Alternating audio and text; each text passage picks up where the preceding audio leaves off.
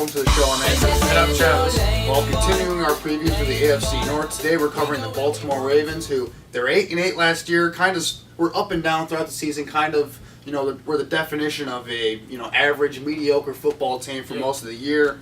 So what were their needs going into the offseason? Yeah, going into the offseason, one of their main focus points they should focus on is getting young pass rushers. Obviously, you can never have too many pass rushers, and the main guy last year is Terrell Suggs, who is still a big force for that defense, but he's getting older, he's getting closer to retirement, so they need to get some youth at that position. Another need was cornerback. Obviously, besides Jimmy Smith, who's usually pretty consistent. Last year he kind of battled injuries, and that cornerback secondary was pretty suspect. So they need to get improvement on that side for the position. And also, they need way more playmakers for Joe Flacco. I mean, he is really, in all of his years, he's never really had a great receiving threat. So, I mean, that's something, if they want to become a high-powered offense, they need playmakers on that side of the ball. But going into free agency, what were some of the big departures they had? Well, I mean, it starts off with really their offensive line, which was pretty solid last year overall. But they lost their starting right tackle, Rick Wagner, who's he's the top right tackle on the market, and he went to Detroit Lions for a huge contract there. But we talked about some of those pass rushers, how they need to get younger there. They kind of relied on Terrell Suggs and Elvis Dumervil to be their main pass rushers over the past couple of years. Well, they ended up releasing Elvis Dumervil, who's been battling injuries, has been getting older lately, so they released him. Steve Smith, who has been their main weapon the past couple of years as wide receiver, he retired, and then they ended up releasing Dennis Pitta, who was supposed to be this really awesome tight end for them, great weapon for their offense for Joe Flacco. Had a really good playoff run when they won the Super Bowl. But he's been really battling injuries. Oh yeah, he's had like 3 or 4 hip surgeries, and I mean you just can't expect a player to really bounce back from that. But I want to go back talking about Rick Wagner. Me and you both agree offensive tackle is one of the most important positions in football. So losing a guy like that, protecting your franchise quarterback, I mean, that's going to hurt a lot. I liked Rick Wagner. Like you said, he was a top right tackle on the free agency market. So that was a big loss for them. Losing a guy like Steve Smith's going to hurt too, because, I mean, he was a very big leader in that locker room. And even though he's getting older, I mean, he was like their leading receiver at age 37. Wide receiver last year. He was still very productive. So losing a leadership veteran type of guy, that will hurt them a little bit. And he brought like attitude too to that football team. I thought, which is perfect for Baltimore because it's a really blue collar city. They love tough football players. They were talking about Ray Lewis and Terrell Suggs, and Reed, all those guys. He kind of brought that mentality to the offense. So to kind of lose that, kind of could be a big deal for them going forward. Yeah, Steve Smith, I feel like he's awesome. Is a perfect fit for Baltimore. I agree with what you just said there. Losing Dennis Pitta though, I mean that hurts because he was supposed to be their guy at tight end, and he had some really good showings in a few years. We had like 80 catches as a tight end, which is really good, but he just kept injuring that same hip, and it was a good idea for them to get rid of him because they saved money, and it's just hard to expect a player to be the same player after surgery. At least having 3 of them, that's a lot. Yeah, for sure. And a couple other releases they released Matt Elam, their safety, who he was a first-round pick for them, and he just really didn't pan out at all. Yeah, it just didn't seem like it was working. Yeah, I mean, whether it be off the field issues or just didn't really bring to the field, they're losing him. But they have Eric Weddle there, so obviously they felt pretty comfortable making that move to go to a veteran guy. They also traded their defensive lineman Timmy Jernigan to the Eagles to move up in the draft in the 3rd round. I thought that was a pretty decent move for them. Moving up in the draft like this, where it's so deep on the defensive side of the ball, which we'll get to later, they address a lot of their defensive needs. But to move up in the draft there and get rid of a guy like Timmy Jernigan, who was a solid football player for them last year, really helped that defense, which was top 10 in pretty much every single category. But it's not a huge loss for me. Yeah, I don't think so. Obviously, they felt comfortable moving on from him. He wasn't really part of their long-term plans. And to move up in this stacked draft, I thought that was a good move. Another interesting departure was Kamar Aiken. Now, he's kind of like a fan favorite in Baltimore, where some games he looked like this really good, promising receiver, and then the next game he'd kind of disappear. And his role in the offense kind of wasn't stable. And, I mean, he was a good young wide receiver, so losing a threat, a wide receiver, a playmaker, which they already don't have a lot of, will hurt. Yeah, I mean, you can never have too many playmakers, like we said, and their offense was really stagnant last year. So obviously, losing depth at that wide receiver position could hurt them. But Another loss that I kind of want to get to just happened recently actually before training camp was John Urschel has kind of been like a backup interior lineman for them over the past couple of years. He retired because of the CTE study that just came out saying that like 110 out of 111 players that went to that study had CTE or something like that. So obviously, he felt comfortable. I think he's like a Harvard grad or something like that. So for him to go in another direction like that, it's very interesting for him, I think. Yeah, it'll be interesting to see other football players if they take that same route as well. But transitioning from the free agent departures, the Baltimore Ravens were pretty active in free agencies. Yep. They had a few big signings. I would say one of the biggest signings they had was Tony Jefferson. Yeah, I mean, we talked about how they released Matt Elam. Bringing him, Tony Jefferson, who's kind of did pretty much everything for the Arizona Cardinals last year at safety. Pairing him up with Eric Weddle, who's one of the best safeties in the league. I mean, you have a really good combo right there. Yeah, I think they're going to fit together really well, having those two together. Yep. And Tony Jefferson's a guy who will play sideline to sideline. You can line them all up over on the field at safety, cornerback, even a little bit of linebacker. He's very he can versatile. play in the box for you as well. Yeah. Having two guys like that, Eric Weddle does the same thing for them as well, where he can kind of play in the box, he can cover in the slot, he can also play free safety and go sideline to sideline. So to get two guys like that that bring that much versatility in the back end of their defense really helped them out because they have a really good front seven. They can stop the run very well. They kind of solidifies their secondary. Yeah, another big free agency addition they ended up getting. This was a lot later in free agency because he ended up getting released by the Kansas City Chiefs.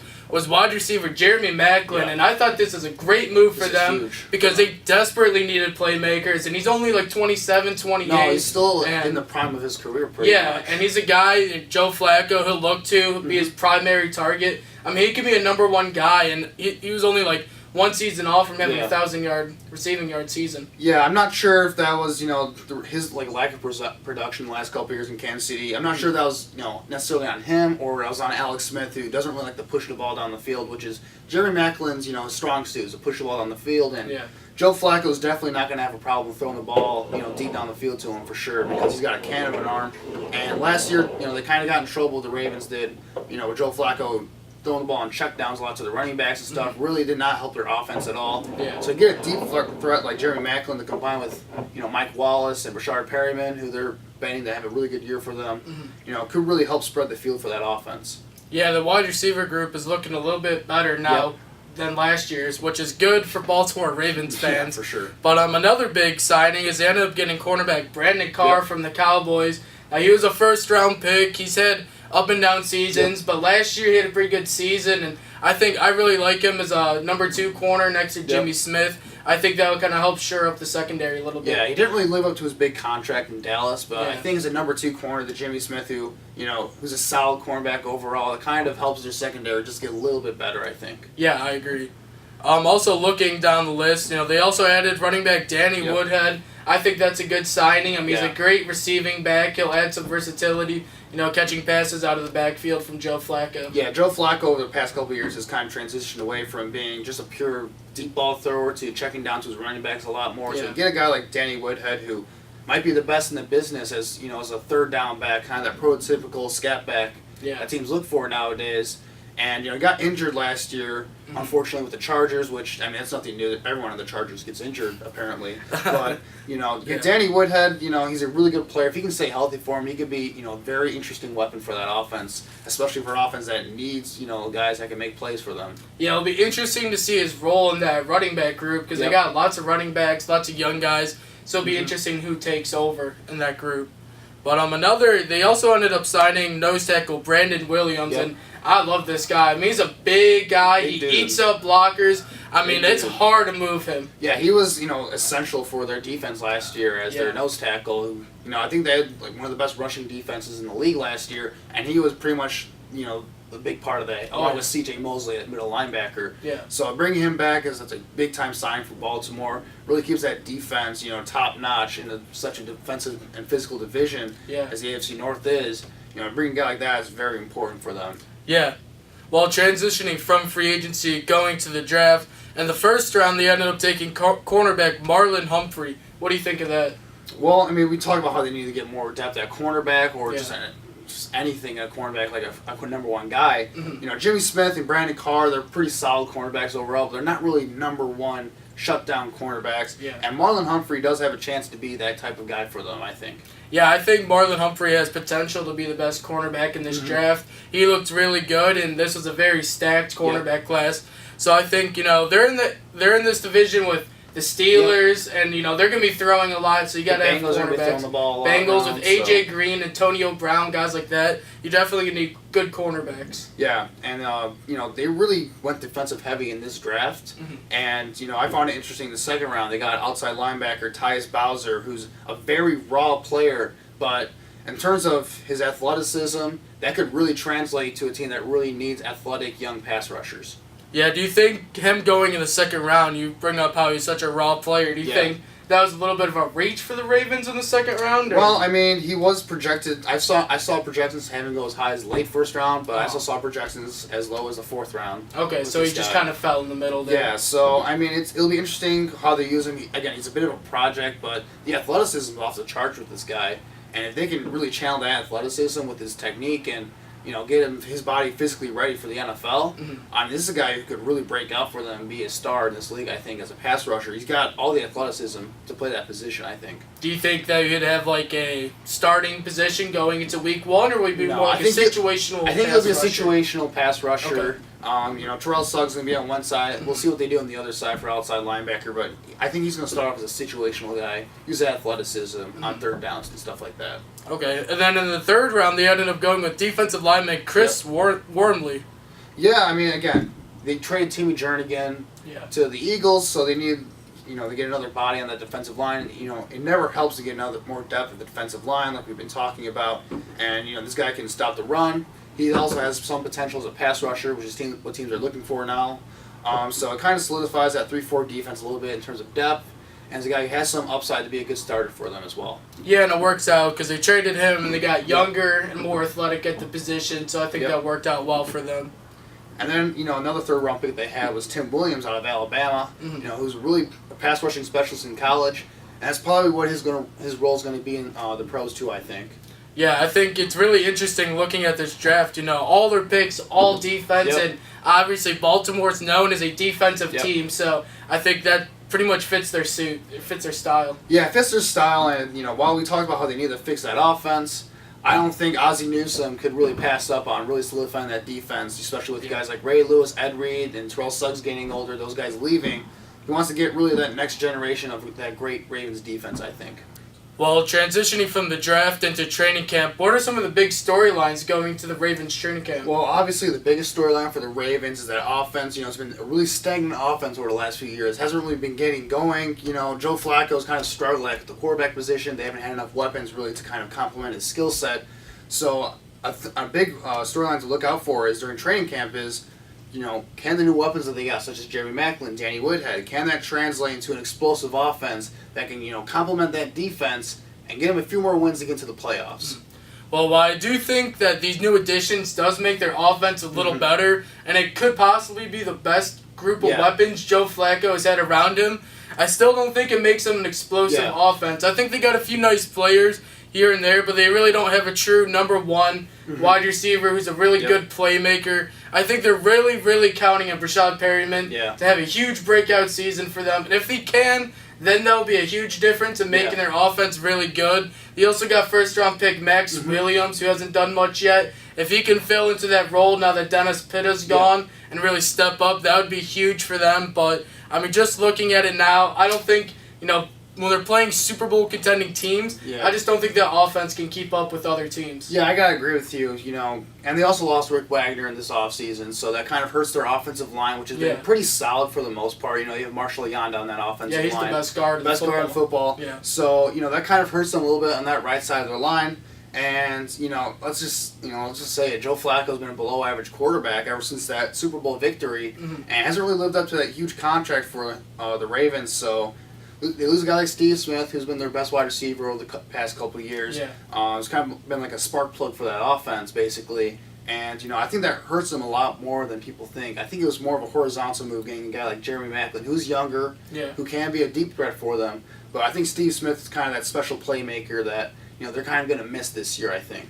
Yeah, I think there's going to be a lot more added pressure on Joe Flacco now that they got Jeremy Maclin. They're going to expect the offense to be a lot more, at least not a lot more explosive, but better. Yeah. Because the last few years, they just really haven't been good enough, and that defense has been really carrying them. But another interesting storyline is Joe Flacco just got injured. I mean, how about that? Your franchise quarterback, there's reports that saying it's from 1 week to even up to like 4 weeks, and that's going to be huge. And I heard a story that Ryan Mallett, on his first day taking first-team reps, didn't look good. Just looked awful. So, I mean, hopefully Joe Flacco can recover before, and he's a vet, so obviously he doesn't need all the training camp reps, but, if you got a hurt quarterback going into the season, it's not going to help you. Yeah, it's definitely not. Because we talk about offenses are usually behind the defenses at this point in the season going into training camp. And, Joe Flacco's got new weapons he's got to get used to. Jeremy Maclin, Danny Woodhead, these are, going to be important receiving weapons for him this season. And he's going to have to build some kind of chemistry with them going into the season. Now being out for the majority of training camp, he loses that opportunity. So that could really hurt them early in the year as he's trying to adjust to kind of these new weapons. For you got to form chemistry with these new players, and this is the perfect time to do it. So that'll hurt them a little bit. Yeah, I think so. But transitioning from their offense to their defense, another big storyline will be they added a lot of young defensive players in their draft class. Mm-hmm. So something I'm looking out for is how who will play this year on that defense. Yeah, I think obviously the first-round pick Marlon Humphrey will be a guy that can be an impact player from day one. I think he'll get a chance to really try to make a role for himself in that defense. They also got some other guys in second, third round who, I don't think they'll be starting right away, but they'll be put into situational roles. And, they got younger and athletic guys in the draft, so I think, they'll have a chance to make an impact in those situational type spots. Yeah, I mean, their defense was already a strength for them last year. Like we said, it was top 10 in most categories for the majority of the season. So just adding depth and younger players to that defense really just helps them out a bunch, really. And, I see Tyus Bauer and Tim Williams being, kind of situational pass rushers off the edge because both are really athletic, pure pass rushing guys that can get to the quarterback on third down. So that's where I see their roles being mostly. It'll be interesting what they do with Humphrey because, they need a slot cornerback, especially in this division with guys like Antonio Brown who can play in the slot. Yeah. So it'll be interesting what they do there because they signed Brandon Carr. They still have Jimmy Smith there at cornerback. So there's definitely some competition for those first 3 cornerback spots. And with Chris Wormley, he's going to be a run stopper, I think, early on as a situational guy, kind of in and out on that on the defensive front, I think. Yeah. Well, that's our 2017 preview for the Baltimore Ravens. Our next team we'll be doing will be the Cincinnati Bengals, and then we're going to have the Cleveland Browns, and then we'll be doing our predictions for wins in this division. Yep, guys. Thanks for watching.